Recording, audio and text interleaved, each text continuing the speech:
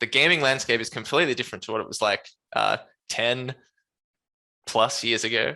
And even in the last 5 years, even in the last 3 years, and then even in the last year with COVID, there have been these massive growth in who's gaming and sort of the scope of what gaming can be. So the way that people are interacting with games and what their expectations are of gaming and the culture around gaming is completely different. So despite this, right, despite all these sweeping changes, a lot of people are actually still struggling to harness and to tap into this new market. There is an enormous new amount of market share that's up for grabs. But people aren't quite sure how to go about doing it. How do you actually expand your offering in a way that works, gets you set up, and makes so that you're selling something or you're providing something to these new audiences that actually clicks? First of all, we have to accommodate the new audiences, and they have different values to our traditional gamer audience. So their main values, which I have here on the slide, are social engagement. So as a hobby, gaming is much more about hanging out with your friends now than it used to be, now that it's so easy to game online with other people. Secondly, self-expression is super important, and creation. People want to be able to express themselves both in games and also in their gaming spaces. We've seen like a huge increase in how important it is for people to have the right kind of peripherals and the right kind of setup that they game in. And finally, as opposed to the past where we would see competition and escapism as major factors or major sort of important features of gaming, Gen Z are much more interested in relaxation and comfort and these social experiences. So keep that in mind and think about how this integrates with your brand and with your offering, or whether you need to tweak something. The other thing that you need to do is to do your research. So what gaming persona are you going after? The market's too broad to go after everybody. So when you're going to start, it's important to know, okay, our brand, our product, this is for these guys, and start to build from there. So where does your business currently stand with this audience? The other thing you want to do is create value for your new audience. So whether you sell games or you sell products or peripherals or you sell a service, make sure you're actually doing what appeals to the new market and their needs. And then finally, once you have everything ready, it's time to learn where you succeeded and where you failed. So do surveys, do A/B testing. If you're doing paid media, use social listening tools to sort of see how people are responding to what you're doing. It's super important to get these insights and drive forward based on what you've learned as you go. So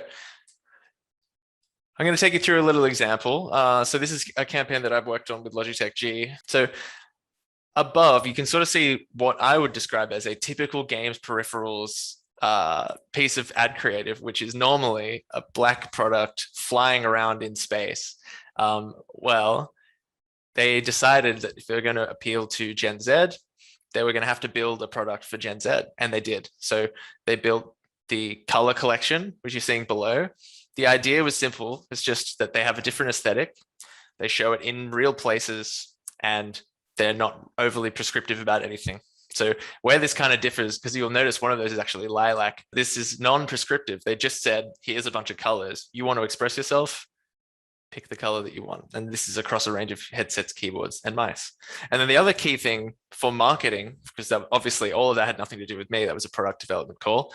But from a marketing perspective, we decided that instead of messaging all focused around performance, it would probably work better to start talking about aesthetics, self-expression, comfort, customizability. So when we actually started running ads, we found that compared to some of the ads that we were running traditionally, we had 100% increase in female engagement. And the final result in terms of like interactions with our ads was that it was representative of the population. So it was like half women, half men, as opposed to before when I think we had about 10% interaction from women compared to 90% men. So just goes to show there's nothing better, like first of all, than thinking about who you're trying to go for and building them something. A lot of you guys are in different places. You have different access to channels. You have different product types. And I think it would be irresponsible of me to start recommending one platform or another. What I'm going to do instead is show you how to pick your platform. Like, what's the smart way to go about choosing a platform and a method. So ask yourself, if your audience is there, first of all, how do they interact with this medium? And how do you measure success on the platform? This is something I really want to drive home as much as possible. You cannot just be looking at impressions, for example, as a measurement of success, which I've seen a lot of businesses do. Impressions are a really great measurement to see how many people you're reaching, but it doesn't give you any details about the quality of that interaction. You could definitely get ads or get things, posts, articles, demos. You could get them all in front of people, but whether those people are interacting or not is the important thing. So here's some examples. You could target millions of gamers on LinkedIn, right? They're there, but that's not where they go to interact with games. So you would never, unless you had a really specific reason to, that's not the place you would go to activate gamers. The other thing I want to mention is that, like, Twitch, which I hear this all the time from my clients. Twitch is a pretty obvious idea for somewhere to go to market to gamers, because it's the gamer thing, right? Like, that's where people go to watch games. But think about this, like, Twitch have made several products now. They have to keep developing products to serve ads that get around ad blockers, because of how many people who use Twitch have ad blockers installed, which tells you that people who are on Twitch aren't really interested in engaging with those ads if it's that bad, right? So instead of just thinking about, like, what are gamer platforms, think about, like, their intent levels and how easily they can take action as well. When you start exploring a new market or a new audience, you should be testing and getting as much valuable feedback as possible. So choose something to activate on that's going to give you easy to interpret feedback. So back to our Logitech G example, with their new color collection range, right? They wanted to know, what are the features that would resonate best? Remember before how I said we assumed, okay, well, people are going to resonate with the comfort and the aesthetics. Well, we wanted to put that assumption to the test, right? So we picked Facebook ads as a test platform, and that was because it's really easy to A/B test on Facebook ads. So you know what you're going to give them, you know what you have to offer, and then you know where you're going to start testing. So that should mean you're good to go, right? No, you're not good to go. Now you have to do the hard part, which is execute a great marketing campaign. This is the tough one. This is where people can struggle. And it's not because, what it is because of is because gamers are extremely usually smart and they can smell marketing a mile away. And so if you try and be too, like, in with the gamers, you will look bad if it's disingenuous, like, they can tell. So on the other hand, if you don't do anything to try and speak the same language as them, and you just talk to them, like, extremely plainly, like, this is our product, this is what our product does, you don't seem relevant. So overall, what I've found overwhelmingly is that gamers prefer to hear from gamers. And that's because they're a community of enthusiasts and they trust the opinions of their peers. For example, all the most successful games are the most streamed games. That's a bit of a chicken and egg situation. So you got me there, but all the most successful peripherals are the best reviewed. That's not the case for every industry, by the way. You would think that always the best products would be the most successful, but it's not always the case in gaming. And when you're trying to craft a consumer journey that goes through, a number of multiple platforms, it's very important to think, what is this person experiencing? In the games industry, I know pretty much every company I've come into contact with has a huge emphasis on awareness, and they're really good at generating awareness and making killer awareness campaigns. But then they fall short when it comes to channeling those awareness campaigns into actual sales or into actual conversions. Another really good example would be Mark Jacobs, who realized that there's this huge, especially last year, community of people playing Animal Crossing on the Nintendo Switch.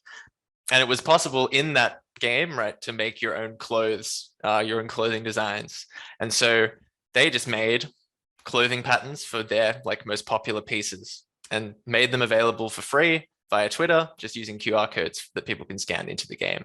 And then partnered with a popular Animal Crossing fashion Instagram account, which do exist, And they got a lot of great press and a lot of great awareness from doing this campaign. So what if you wanted to, like in theory, because they didn't actually do this, but what if you wanted to make that into a full campaign? How would you do it? Metaverse activation, social media, and PR attention. This is what they actually did, right? So heaps of people found out about them due to their Animal Crossing play that they made.